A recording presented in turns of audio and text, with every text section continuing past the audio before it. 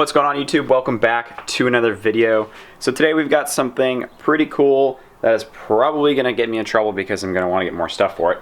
But AuxBeam sent me out a switch panel here. As you can tell from the packaging, this is going to be one of their newer products. It's an RGB version, so you can kind of change the color of the controller and all the different functions that it has. As well as it is a Bluetooth module, so you can control stuff from your phone as well, which is pretty sweet if you got it running in your outside of the truck. However, this is only the 6 gang. They do offer an 8 gang as well, but seeing all the accessories that I'm planning on running, I don't really need anything more than a 6. This does have a 60 amp max current, which is pretty common for a lot of these switch panels. Now coming over here to see kind of everything that's going to be in the kit, we obviously have a bunch of different stickers that we can put in place for all the different auxiliaries that we could have connected up to it. We've got some nice directions. Of course, we like stickers. We've got the bracketry to mount the actual AuxBeam controller, which is super good quality. Billet aluminum on the backside. Great touch with the controller, and obviously it's blank right now, but we can mount our stickers there. It does come with a little cover so that if you have it mounted somewhere where it could get wet or have a lot of dust and debris, you can put that over it. Of course, we got our hardware, bunch of wiring and hardware, and the fuse to mount up the switch assembly that's going to be mounted near the battery, as well as more brackets for mounting this. So overall, it comes with pretty much just about everything you need.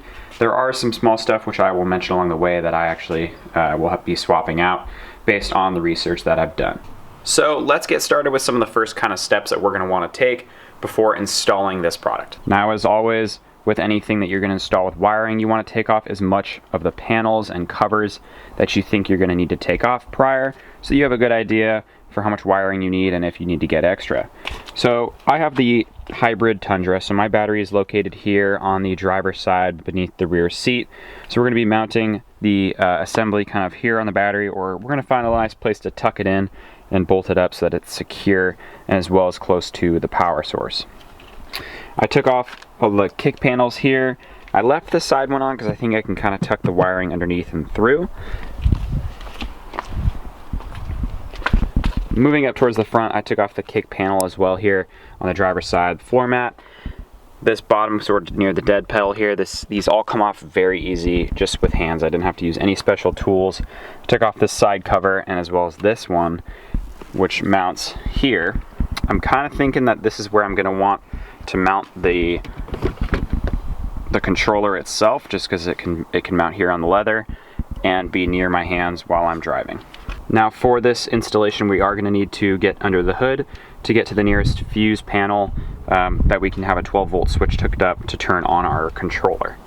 So we're going to pop the hood and take a look under there as well. Now this is going to be the fuse panel that we're going to want to tap into. There is a fuse that I found online works best for this operation. There is a grommet that goes through the firewall sort of near your left foot, and those covers that we took off that I will show you guys later in this video how to find. But we can just get this all opened up so we know what we're working with. And this is kind of how it should look once you're all said and done. We have our longer red wire, which is going to go to our assembly, and then we have this, which is now going to lead into our battery. Moving over here, we're going to remove the negative terminal from the assembly, and we're going to attach the negative cable provided to this using the smaller side, mount this up, and then this will get directed on the other side to the battery. And as well as the positive side, you can now mount up your negative side, which is going to come off the assembly like this. Now for the installation of the switch assembly, some people recommend that you can just double-sided tape to the top of the battery. However, I'm worried that if I cause too much heat or if I ever need to remove my battery for any reason, that's going to be connected to it. So I found another location that's going to work pretty well. On the front side here, you can see there's one upright bracket here, and then it's a little dark, but there's another one right here. So I'm going to be marking the assembly and drilling holes into this upright bracket, and it's going to turn out to mount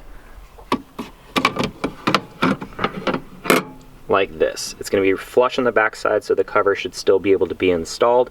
I'm going to use 2 bolts to mount it to that, and I'll have access to all my wires on the inside of the battery. Now in the event that I ever need to add any other accessories, I can unbolt it, slide it at an angle, bring it down, and then I will have full access down here to add, change out fuses, or whatever I need. And now I have it fully mounted up. Now I can place that cover back over whenever I'm done with all my wiring, and you won't ever see it, and I will still have access if I need to remove my battery for whatever reason. Now that we have our mounting location set, now we can start hooking up our ground and our power to our battery. In order to kind of tuck this neatly, I was able to route both the power and the ground around the outside of the battery over here. I'm going to be mounting my relay back here using some of the existing hardware on the car, and then routed the power to the battery. Now we can start working on the wires that are going to travel through the front, underneath these kick panels, and up towards the front of the truck. I started with the controller that I just neatly routed underneath here. We have the connection that's going to go into the 4-pin controller up towards the front of the box here. Routed it nicely along kind of this other wire loom here that's going underneath through the B-pillar, and it's going to go up. And there was just enough wire to travel up through here and out. So I'm not sure if I'm going to be making a hole in this piece yet in order to mount the controller there, or if I'm just going to kind of pull the wire around so that I'm not drilling into a factory piece. I'm sure I could buy an extra one of these, but for now I'm just going to temporarily just kind of wire it around as such so that I can then mount the controller here. Now, depending on which fuse connection you're going to use, they supply the extra fuse adapter here. So we're going to be using kind of a larger size, which this already comes with the 5 amp fuse, which is going to be for the switch assembly. Now we just got to route this from the engine bay back towards our switch panel. Now in the 2022 Tundra with the hybrid, we're going to be pulling this 7.5 amp fuse. This is going to be the one we're going to tap into. Now I did have to order a second fuse, a 7.5, because it's different from the factory fuse. But we'll be removing this 7.5 fuse here, which is going to be engine ignition number 3. Take this guy out, plug this in, and we're going to tap it into our wire that comes from our controller. Now the way I routed this was conveniently the factory. Let's see if I can get you zoomed in there. There's a grommet on the Tundra, and at the bottom there's a spot where it has an opening for you to tap through it. So all I had to do is cut it, and now I can wire it all the way through here. And I wired it back. I'm gonna grab some slack here, but wired it back along with the module here as well, all the way back underneath. And I just have an extra wire here so I can make sure I get the right length. Then we're gonna tap it in here with just a connector, and then it goes over here to our accessory connection. Now for one quick walkthrough before we turn the truck on, just going to kind of cover everything that we did. So we got our power and our ground routed up here to our battery. We've got our relay down there, fuse. We've got our accessory and our 4-pin connector for the controller routed all the way up. The 4-pin goes up through the dash and mounts to our controller, and then our accessory power goes all the way up to our fuse box, and that is connected into a 7.5 inch fuse, or 7.5 amp fuse, excuse me. Now I think we're ready to start the truck to make sure everything powers up before I start putting the truck back together. And we have power. We are just in accessory mode, which is good that this works on accessory, which means this also works when we start the truck. Now that I know that this functions completely normal, as you can see, each source lights up just fine, I'm going to go ahead and button everything back together and get this all mounted up nicely here. All said and done, this is going to be how I'm going to mount it temporarily. I'm just using Velcro on the back side of this just because there aren't very many options out there for permanent mounting of the 6 gang.